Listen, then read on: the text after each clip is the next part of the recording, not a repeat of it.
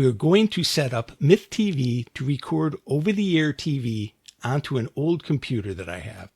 Then in the next video, I will set up a Raspberry Pi with OpenELEC to connect to the MythTV backend, so I can watch and record over-the-air TV from MythTV onto my actual TV.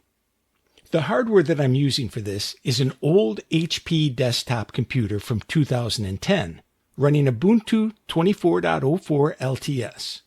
And I also have an HD Home Run tuner card with 4 tuners.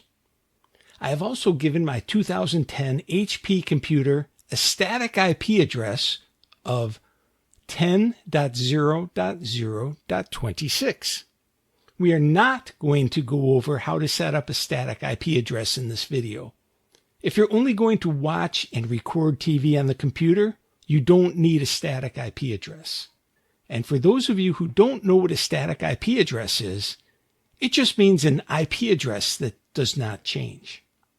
In the next video, we'll install OpenELEC on a Raspberry Pi that we're going to connect to our television set. I'm going to open up a terminal, and I've already updated my computer to the latest updates. I'm going to show what operating system I'm running by typing cat etc OS release.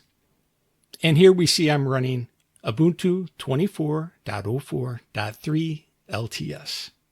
I'm also going to type in INXI so we can see what hardware information I have. Now I did have to install INXI with the sudo apt install INXI before this video started. So now that we have my system information, I'm going to clear the screen. I'm going to use a PPA to install MythTV, and I want to know what PPAs are available for my version of Linux.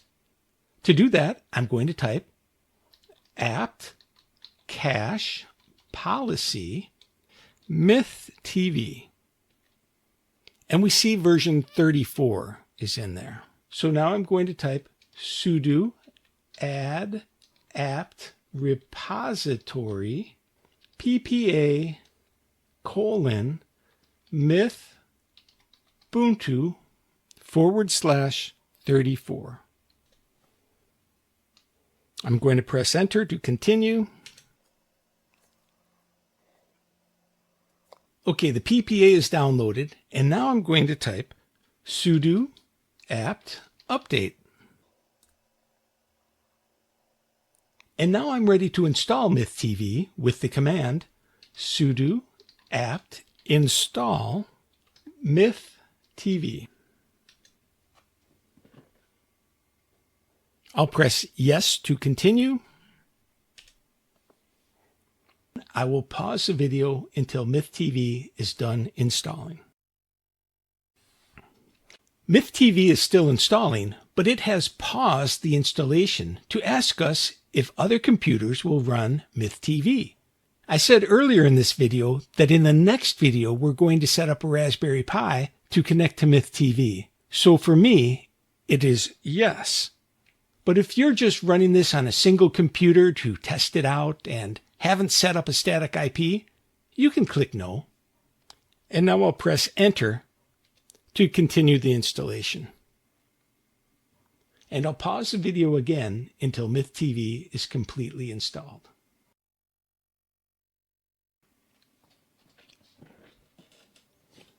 Okay, MythTV is installed, but we still need to tell MythTV about our tuner card and where we want it to store our TV shows and the like. This is where the MythTV team has really made things easy for us. They've put the MythTV configuration in a browser window. I will open up a browser window, and I'm going to go to the MythTV backend by typing in the URL 10.0.0.26:6544. And that 10.0.0.26 is the static IP I talked about earlier. And here we are in the MythTV backend. Now you can also go to, I'll open up another tab here. We can go to 127 10.0.0.1 colon 6544. And another way to get to this screen is just by typing localhost colon 6544. And once again, we're in the MythTV backend. So I'm going to close two of these. We only need one. And from here, there are 5 things we need to do to make MythTV work. I'll call them steps. So there are 5 steps we need to do to make MythTV work. The first one is to go to the General tab here. And now I'll click on Host Address Backend Setup. What we're looking for here is to make sure this pin is set to 0000, which it is, so we're good there. Now I'm going to scroll down a little more, and we see the primary address. I'm going to click this drop down, and here we see the 127.0.0.1. That's the one we're using if we're only setting it up on this single computer and nothing else is going to connect to it.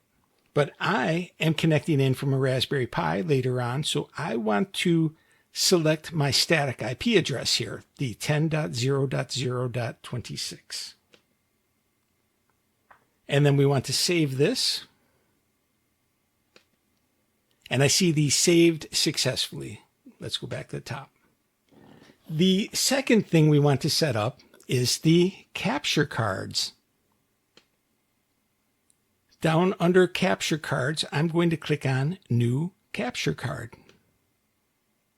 I mentioned I have an HD Home Run Network Tuner, so I'm going to click on that. You might have something other than the HD Home Run Network card, so you'll have to make one of the other choices if you have something like that. So I'm clicking on the HD Home Run Network Tuner,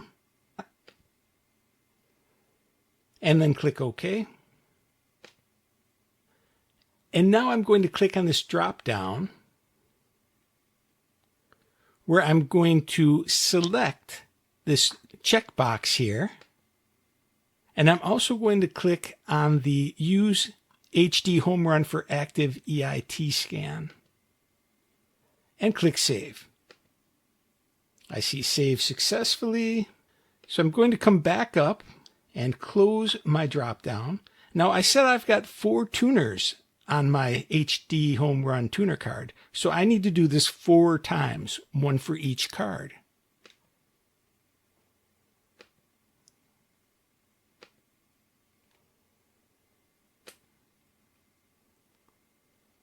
And I'm going to check here and check the EIT scan.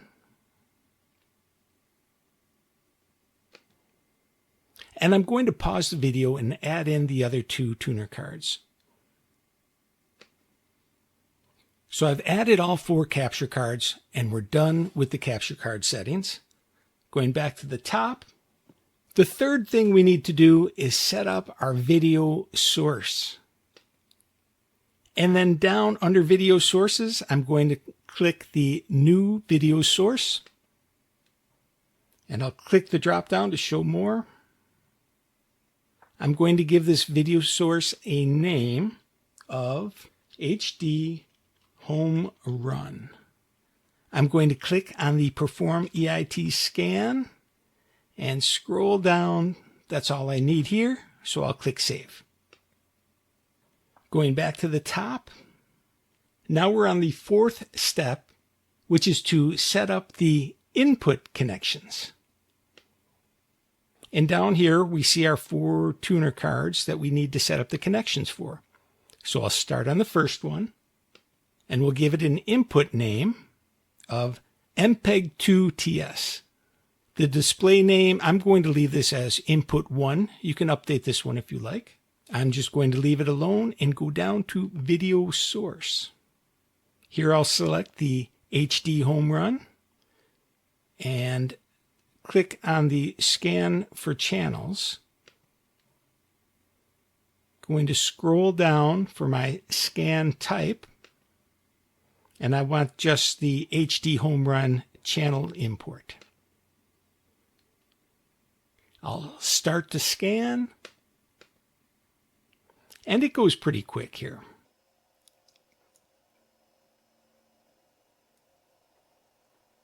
Okay, so it found 103 channels. Going down to the bottom, I need to give it a starting channel. I'm just going to click on this top one here, 2.1, and save.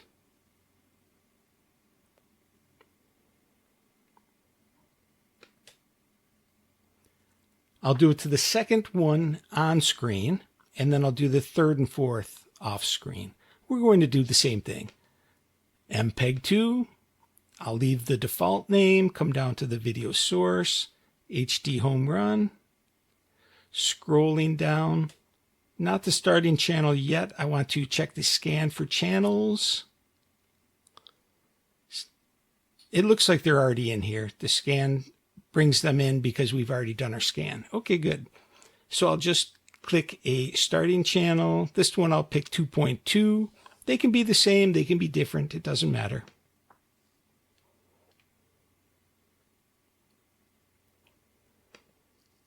And now I'll pause and complete the other two and be right back. Okay, now we see we've completed all 4 input connections. So now we're on step 5. Let's go to the top. And that is where we tell MythTV about where we want to store our TV shows. So I'm clicking on storage groups. The first one we need to set up is the default group. I'm going to add a directory, and from here I'm going to click on var lib, or lib for library. I got to come down to MythTV. There it is. And then recordings. That's where I'm storing the default. I'll click OK. And I also want to click Save here. Very important. Click Save. And I also want to set up a live TV group. I'm going to add a directory. And this time, I'm just going to type it in. We don't need to click through them all. So I'll type in var lib MythTV live TV and click OK.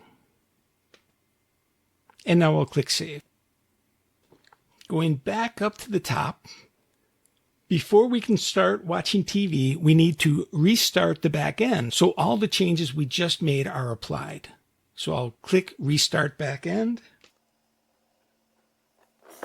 And we should be good. I'm going to minimize this and this. And let's go into MythTV. And we want the MythTV front end this time. I'm going to right click and pin that to the dash. Now I can just click it here. And it's telling me that I must be a member of the MythTV group before starting any MythTV applications. Then it's asking, do you want to automatically be added to the group? This does require sudo access. I do want to be added, and I am a sudoer user, so I'll click yes. And I'll need to put in my password here. And click OK.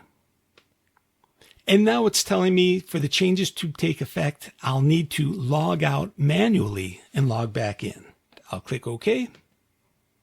And then over here in the power, I will click log out.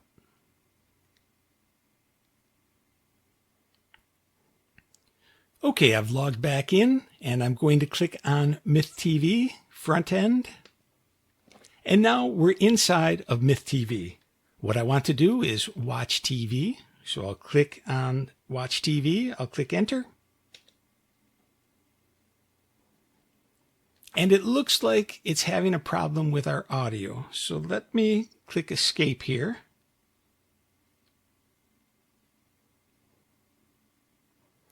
And I'm going to Setup.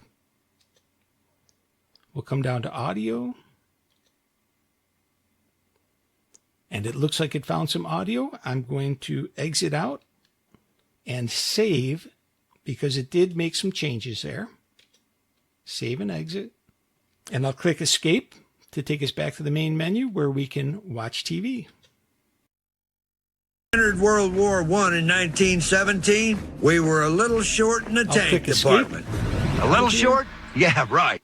So we have MythTV working on a single computer, and in the next video, I'll set up a Raspberry Pi with OpenElect and connect it up to my big screen TV so we can watch over-the-air TV on my big screen TV with MythTV. In this video, we're going to set up OpenElect on a Raspberry Pi and connect it to the MythTV backend we created in the last video. The first thing I want to do is download the Raspberry Pi imager. To do that, I'm going to the internet and I'll search for Raspberry Pi imager. I'll click on the Raspberry Pi software. And we see we can install this with the command sudo apt install rpi-imager. So I'll close this browser and open the command line and type in the command sudo apt install rpi-imager.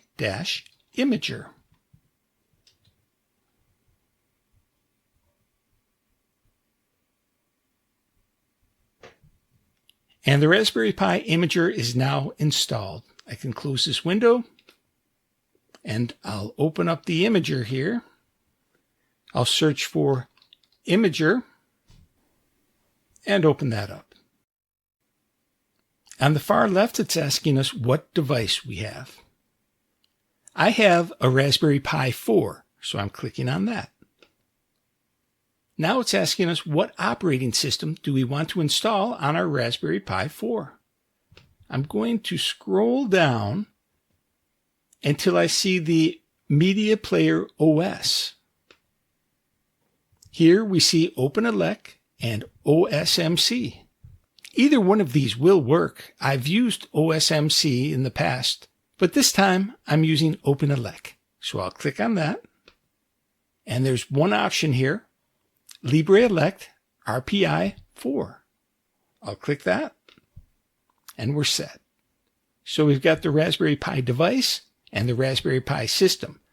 Clicking on choose storage, and there's nothing in there yet because I haven't connected up my micro SD card yet. I have a 16 gigabyte micro SD card sitting in a micro SD card to SD card converter, which is sitting in an SD card to USB converter. So the computer's going to think this is a USB card that I'm uploading to. I'm plugging in the micro USB card USB converter, and Ubuntu finds that right away, and that's what I'm going to select. Clicking next. It's telling me all the data on the micro SD card will be erased. I'm okay with that. I'll click yes. And it needs a password for me to start it.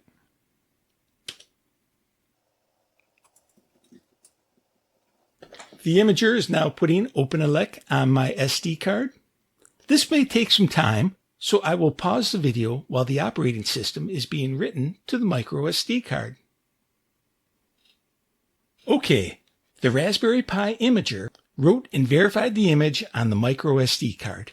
Now I can remove the micro SD card from the USB converter, and I'm going to place that micro SD card in my Raspberry Pi and power that up. Here we see the LibreElect logo. It is resizing the partitions and doing the first boot setup. It will reboot in 5 seconds. 3, 2, 1. We see Kodi there.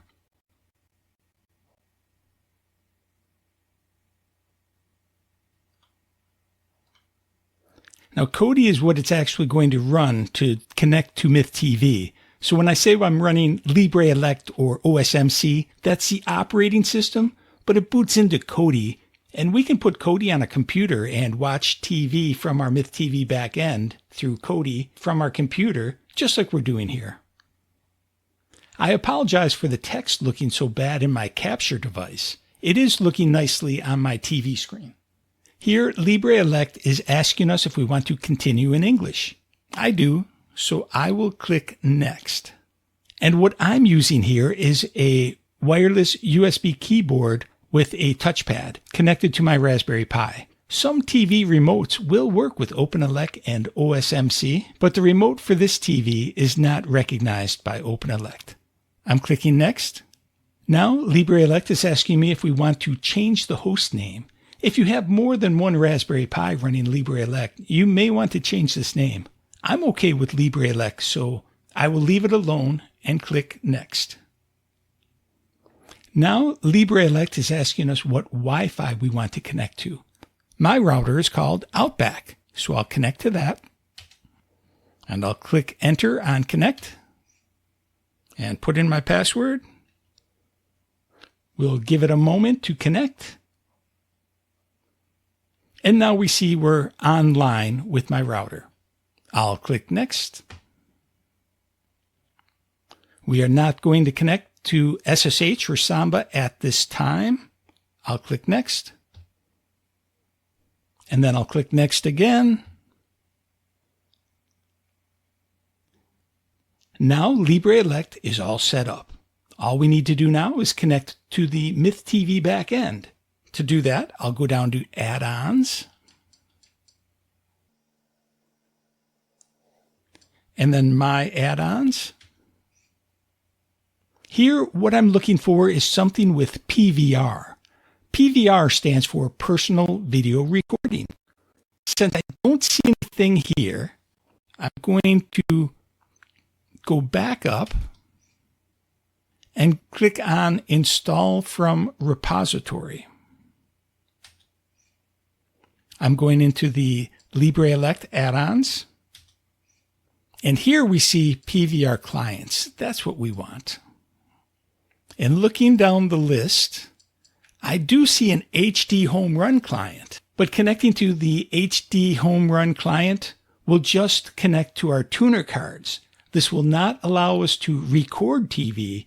We would only be able to watch TV from the HD Home Run tuner cards. So what I really want here is the MythTV PVR client. I'll need to install that. We see it downloading and installing. That goes pretty quick. I'll click Enter again to take me into that. And I need to configure the MythTV PVR client. And what I want to change here is the MythTV backend IP address. And we saw that in the last video. That's going to be 10.0.0.26 because that's the static IP address I gave my MythTV backend. Clicking OK. We need to restart. OK. And here we see we're connected to MythTV. I'm going to press Escape to get me out of here and Escape again. Now I'll go up to TV. And this is looking good. Going into the guide. We have some shows on. Let's go down to the news and see what's going on in the news. Steps. Turn around and went and sat we back have a down and started to commercial cry. on this channel. But we see it's working, so that's what counts. I had no pain. So OpenElect is set up on our Raspberry Pi and connected to our MythTV backend. In the next video, we'll look at some basics of working with MythTV and Kodi.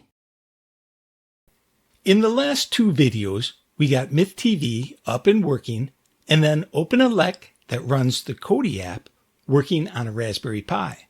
In this video, we are going to go over some very basic how to use items for MythTV and Kodi. I'm going to start off in the MythTV front end, and at the top, we see the media library. Clicking Enter, we see recordings, watch videos, and images, showing MythTV is designed to do a lot more than just record TV. Back at the main menu, we have Manage Recordings. We'll talk about that later. Then we see Information Center, Optical Discs. Optical discs are for people that have one or more DVD players in their computer. MythTV can play those DVDs for you.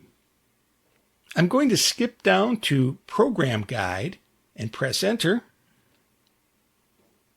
We see these first 3 channels have information, but the 4th and 5th have unknown, unknown. I'm just pointing that out here. We'll talk more about this later in the video. I will move my arrow keys to select a show and press O, which shows information about the show and other air times for that show.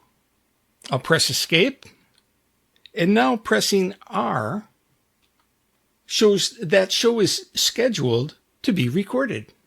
Pressing R again allows me to edit that recording rule or delete the recording rule. I'll delete this one. And just pressing Enter over a program gives us more recording options. I'm pressing Escape to get out of this. And pressing Escape one more time takes us out of the program guide. Pressing Enter on Watch TV starts playing the TV, and we see an Input 1 up on the right. That Input 1 is the tuner card that it is playing from.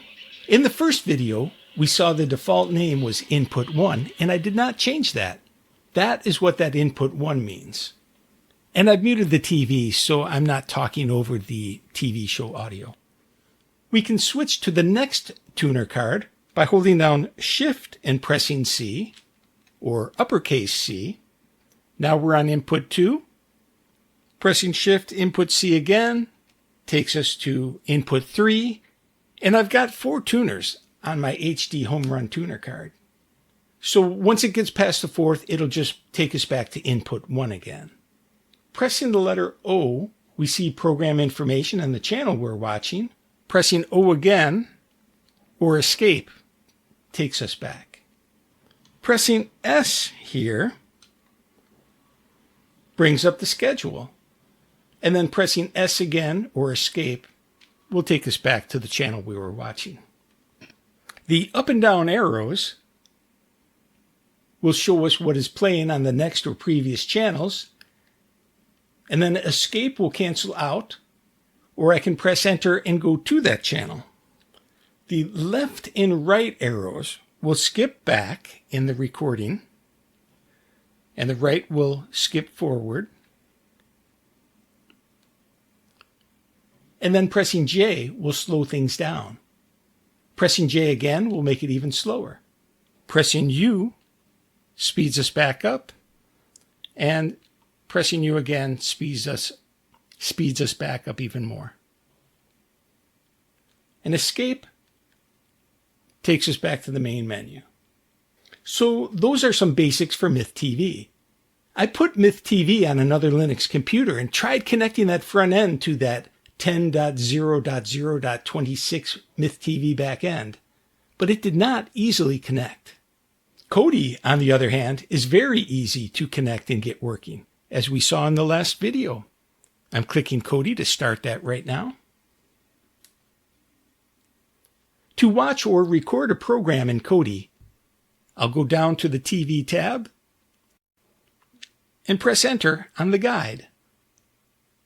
When I see a program that I want to watch, I'll select that and press Enter. From here, I can either switch to that program, I can record that program, or I can add a timer. Pressing Enter on the timer shows that this would record 1, but I can change this to record weekly, record daily, or record all. We also have options down here to start recording padding time before and after the program. I'm pressing Escape to get out of this, and pressing Escape again. And I'll press Escape one more time. And now I'll go over to recordings and press enter on recordings. Here we see live TV and defaults. Those were the two folders that we set up in video 1 of this series. The live TV shows us things we've watched in the last 24 hours. Those are shows that will auto-delete after 24 hours. We see these first two have folders, so there's more than one item in there. The bottom one shows that there's only one. Clicking on the folder shows us the two items. And from here, if I right-click on it, we can keep this recording or delete the file. This file is yellow, showing that it was damaged. When it's shown in white, it is not damaged. Going back up to recordings, I'm clicking on the default, and the default folder will hold all our program recordings. If there's more than one, we'll have a folder, and down below the folders, we show the single recordings. In the bottom right here, we see that we have 3.3 terabytes still free of the 3.58 terabytes available. Now we see here these recordings are in white, so these are good. I'm clicking escape to go back. Going into the timers shows us a timer we've set, and pressing enter on that shows that we can enable or disable that timer, or maybe add some padding time to the start or end of the program. This gives us a little bit of control over the timer. I'm escaping out and escaping out. Now, if we really want to have full control over our timers, we will go to the MythTV backend in the browser. So I'll do that now. From here, I'll go into the recording rules. Remember I said earlier that we'll come back to it? This is what I was talking about. Now, here we see a lot more recording rules, and I can click on the edit to edit one. I'll close out of here. And we can delete the recording rule. Now, up here, we also have a program guide. And these first three have data, but the next three do not have any data in them. That's 2.4, 2.5, and 2.6. I don't want the channels with no information to show in my program guide. So I'm going over to the channel editor. And I'm going to click on 2.4 and edit that. I'm going to make the visibility not visible. I'm going to save and close and do the same thing with the next one. Visibility not visible. Save and close, and one more time. Visibility not visible. Save and close. Now going back over to the program guide, we don't see those channels with no information in there anymore. Another thing I want to change is where it says 2.1 WESH. Well, here 2.1 WESH is NBC. So I want it to show 2.1 WESH NBC. I'm going to click the channel editor and edit this first channel. 2.1 WESH NBC. And save and close. When I come back to the program guide, we don't see any update. But if I click on Kodi,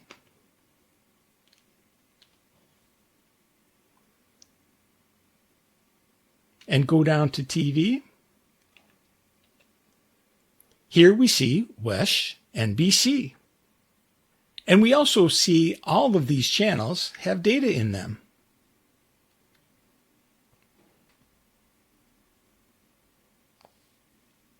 The last thing I want to talk about in this video is recordings. These are all of our recordings. Some of these have the warning triangle here showing that that recording is damaged. Sometimes things don't record well, especially if the station does not tune in well. This top one here is not damaged. I'm going over to the right and I'm going to download the recording. The download is complete. Let's go into the downloads folder. And we see that it's a .ts file. Not all video players can handle TS files, but VLC Media Player can. And if you want to change it to a different media format, you can come down here and convert and save to maybe an MPG or the like. That will bring the MythTV video tutorial series to a close. The next video will be the entire MythTV tutorial series all in one video, and then we'll be starting a new video tutorial series on a totally new topic.